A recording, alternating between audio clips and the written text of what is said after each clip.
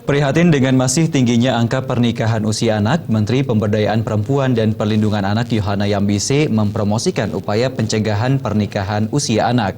Menurut Yohana, pernikahan usia anak sangat merugikan kepentingan dan kesehatan anak karena dalam usianya anak-anak masih berada dalam proses tumbuh kembang yang belum optimal, begitu pula dengan organ reproduksinya.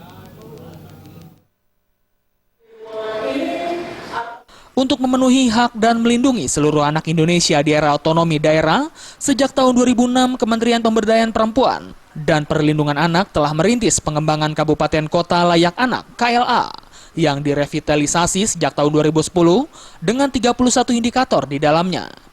Di mana salah satu dari 31 indikator tersebut adalah penurunan pernikahan usia anak yang merupakan tanggung jawab pemerintah bersama masyarakat, media, dunia usaha, keluarga, dan terutama orang tua.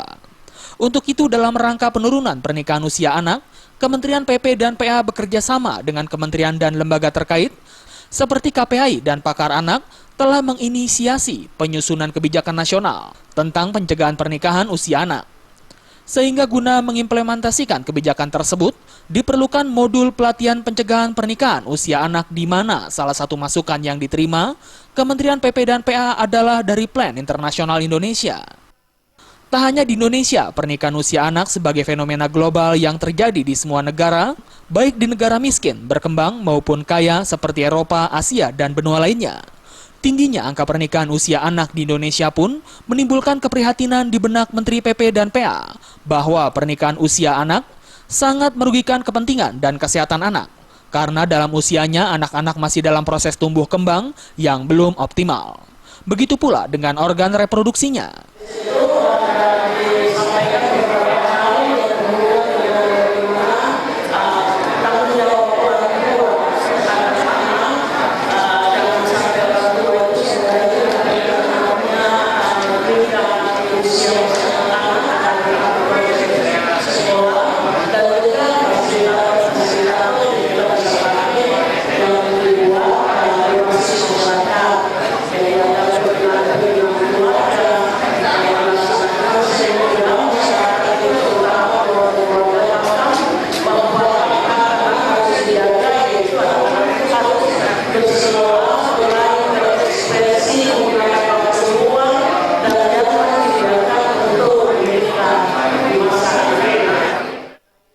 Dari Jakarta, Maria Magdalena dan Nurtanti Purba melaporkan.